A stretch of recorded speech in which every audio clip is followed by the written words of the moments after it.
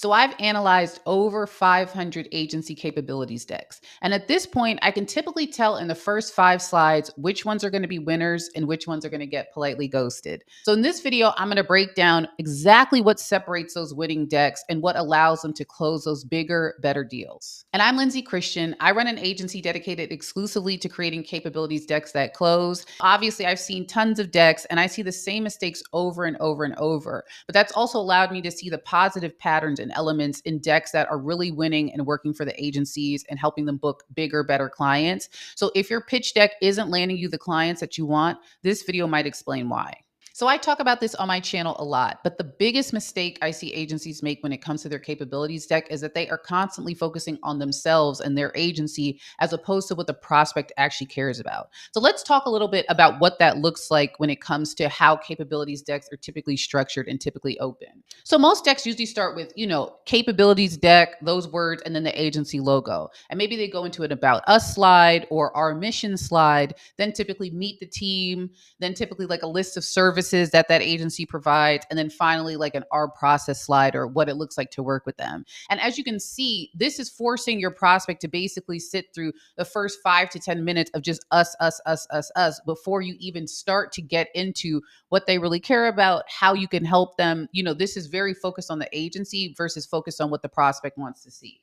So in the winning formula for capabilities deck and in the decks I see that are closing a lot of clients and are really rising to the top of the pile, slide 1, the cover page is starting with the prospect's dream outcome. So what is the outcome that the prospect is really looking for and why they're even talking to your agency in the first place? Slide 2 frames up the prospect's current challenge. So, it should be crystal clear. It should be speaking to them. They should feel like you understand their challenge and their problem a lot more clearly than even they do. And then slide 3, your solution, simple, specific, and powerful. So again, this can be a list of services, but those services should speak back to the dream outcome that was on the cover page and the challenge that you had on page 2. So how are you solving that problem with the services that you offer? And then slide 4, love to bring in a logo quilt that just builds credibility. So all of the logos for the brands that you've worked with where you've solved that same problem for them. And that's just a trust builder early in the deck to really get the prospect understanding that you understand their problem, you understand the solution and where they're trying to go, and you've done this for people before.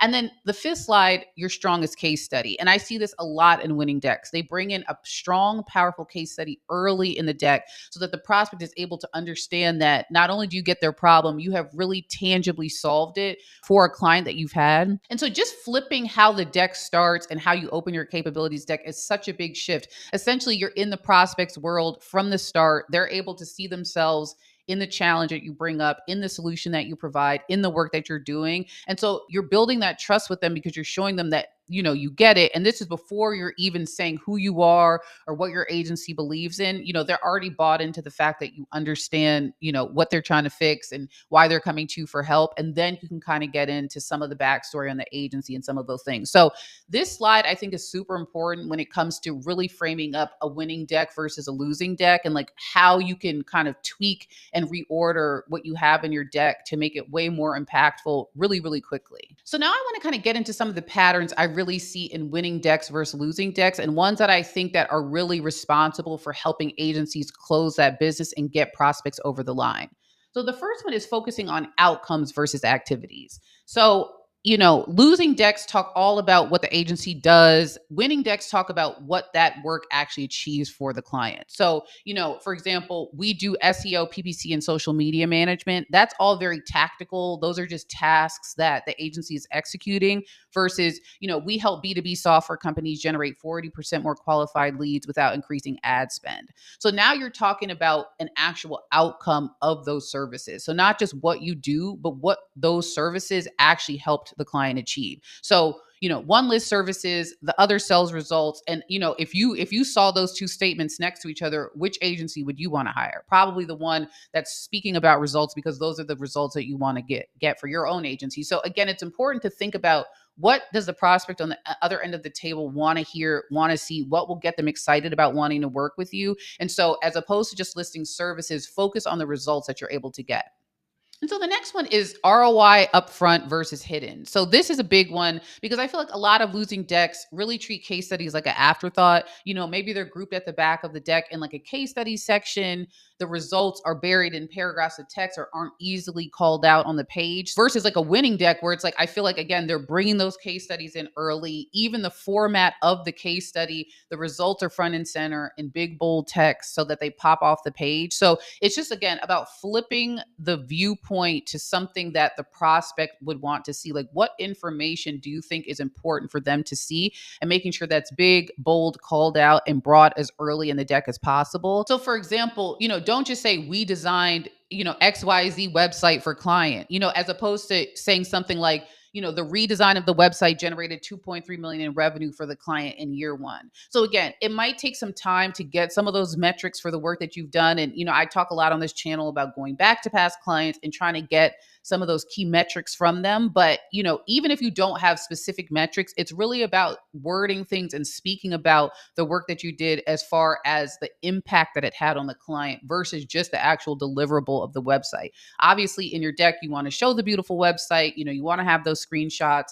Maybe you have motion or scrolling through the site if you do web design, but it's not just about the deliverable. It's about the impact that it had on the client and making sure that that's front and center on the page so that the prospect who's looking at this can identify with that client that you worked with and can identify with the result that you got for them. So, one version would just show off design. If it just shows the website, the other version shows off results. And again, you want that ROI to be front and center. The top agencies that I'm seeing that are closing, again, they're introducing that proof early because prospects don't have time to, wonder if you're credible, flip through 50 slides to get to the end of the deck. They want to understand quickly in that first, 4 to 5 to 6 slides what you can do for them, what they will get from working with you. So lead with the result, then show how you got there. That's kind of like my mantra for case studies. You want to see that result first, then you can kind of back it up with the work that you did to get them to that point. But that's how you really build trust and drive action from the prospect on the other end of the table. And finally, and this one is a little controversial, but it's something I believe in a lot, and that you want to address the competition. So, I feel like a lot of agencies are kind of scared to mention competitors. And a lot of times when I talk to certain agency owners, they're going up against the same competitors over and over and over again. So it's not like the person you're pitching doesn't know who the competitors are in the space. If you are competing with a ton of different agencies to where you don't know who your competitors are, that's a different issue that should be addressed because you really should be niche and specific enough to have a set of competitors that, you are kind of pitching against. But this one is a big one that I think can really turn the tables in terms of building trust, building that clarity, and making the prospect on the other end of the table understand why they should specifically hire you. And I talk about it in another video. I'll point to it at the end of this one that shows you how to build a competitor analysis grid. But essentially, I'm really a fan of calling out competitors, calling out their weak points, calling out your strong points, calling out what makes you different so that essentially you're even helping that prospect on the other end of the table make a buying decision. Obviously, you want them to go with you, and you can frame this up so that, your strong points are front and center and are being highlighted. But, I think people don't pay enough attention to how powerful it can be to call out competitors and to actually put yourself up against them for the prospect so that they can see that who's out there, what you bring to the table, the value that you bring above and beyond the other options. And this, not only has helped a lot of agencies I know close more deals, but it's also helped them charge more and charge a higher price point because essentially your value is undisputed at this point. Again, I'll point to the video at the end that shows you how to create a competitor analysis grid, but I think addressing your competition as opposed to kind of like pretending that they don't exist is a really, really powerful tool that you can use to close more deals and to just build that trust and credibility with the prospect on the other end of the table. So I wanted to make this video because obviously the agency space is super crowded at this point. A lot of the agency owners I talked to had relied on word of mouth and referrals for business up until this point, and now they're trying to grow. They're pitching a lot more cold traffic, people who don't know them. And so their capabilities deck is just becoming more and more important and more of a vital tool for them to really close new business. And so I like to focus on some of these videos, some of these patterns that I'm seeing, but just because of the work that we do and the fact that I've seen hundreds and hundreds, probably thousands at this point of decks come across my desk, whether it's decks we've created or decks that, like I said, I've just seen through the work we do.